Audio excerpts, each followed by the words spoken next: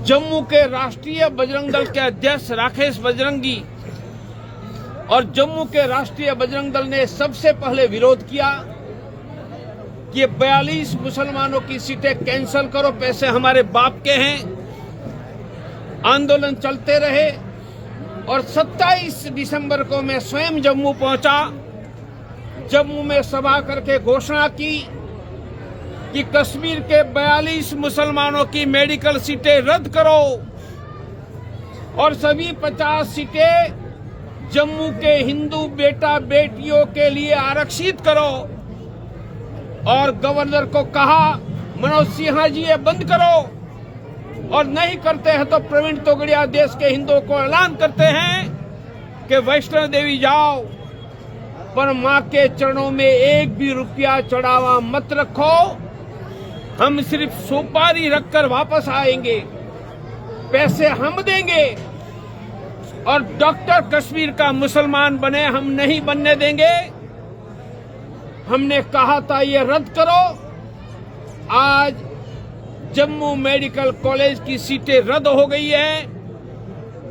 42 कश्मीर के मुसलमान छात्र की मान्यता रद्द हो गई है। मैं आगे की मांग करता हूं, मेडिकल कॉलेज चालू रखो और सभी 50 सीटें जम्मू के बेटा बेटी हिंदुओं के लिए आरक्षित करो। इनके लिए जम्मू अंतर्राष्ट्रीय हिंदू परिषद, राष्ट्रीय बजरंग दल, राष्ट्रीय महिला परिषद ओजस्विनी बुलंद आवाज उठाती रहेगी। जम्मू में गांव-गांव में सरकार ने गन के लाइसेंस दिए, हिंदुओं के ही लाइसेंस रिन्यू नहीं कर रहे हैं। मानी आतंकवादी आएंगे, गन का लाइसेंस रिन्यू नहीं करेगा, वो मारा जाएगा। तो हमने पहली जीत कर ली है। वैष्णो देवी मेडिकल कॉलेज में कश्मीर के मुसलमान छात्रों की मान्यता रद्द करवाने की। अब जम्मू के हिंदुओं को गन का लाइसेंस देने का काम 1 महीने में पूरा करो। मिस्टर गवर्नर मनोज सिन्हा जी, ये आपका उत्तरदायित्व है। आप हमारे भाई है, हमारे साथ बैठते थे। कम से कम जम्मू के हिंदुओं को मरवाने की स्थिति मत करो। 1 महीने में जम्मू के सभी हिंदुओं का लाइसेंस रिन्यू होना चाहिए और एक भी पैसे कोई उनसे न मांगे। यह मनोज सिन्हा जी सुनिश्चित करो। मैं ये मेडिकल कॉलेज की मान्यता रद्द करने के लिए फिर भी सरकार को अभिनंदन देता हूं कि हिंदुओं की आवाज आपने सुनी, पर सुनाने के लिए हमें आंदोलन करना पड़ा। ऐसे आंदोलन करने के लिए हमें आगे बाध्य मत करो। संबल में लगातार जमीनों को खरीदा जा रहा है, तो आपकी सरकारी मस्जिदों को हटाया जा रहा है। उसी को लेकर जो संबल के सपा सांसद हैं जी, उनका कहना है कि ये सुशासन नहीं, डर का माहौल है। यदि किसी मंदिर की जमीन, तालाब की जमीन, सरकारी जमीन पर मस्जिद बनी है, मजार बनी है, हटानी चाहिए। हटाने के लिए यहाँ के प्रशासन को धन्यवाद करता हूँ और प्रशासन यह काम करेगा, संभल का हिंदू उनके साथ रहेगा।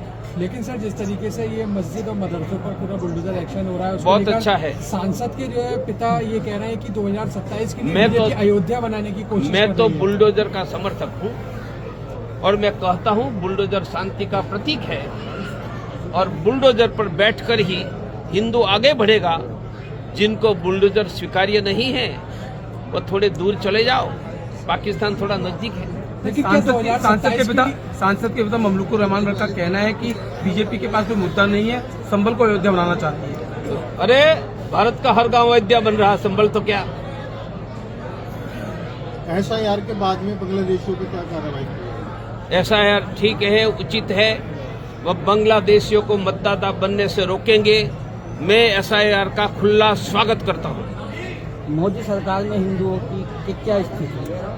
बुलडोजर चल रहा है।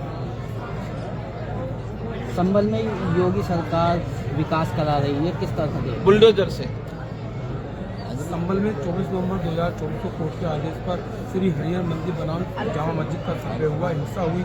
उसके बाद में संभल के 68-19 ग्रुप हैं, उनको जीर्णोद्धार करने का काम योगी सरकार कर रही है। इसलिए योगी जी को धन्यवाद, धन्यवाद मोदी जी को धन्यवाद, अमित शाह को धन्यवाद। आगे बढ़ो, बुलडोजर लेकर आगे बढ़ो, हम आपके साथ हैं। देश भर में वृद्धाश्रम बने हुए हैं, माता पिता को वृद्धाश्रम में छोड़ के आती है बुढ़ापे में, क्या इसके लिए कोई अभियान चलाएंगे आप? जो अपने माता पिता को वृद्धाश्रम में छोड़ने जाएगा, उनका बेटा भी उनको वृद्धाश्रम में छोड़ने जाएगा।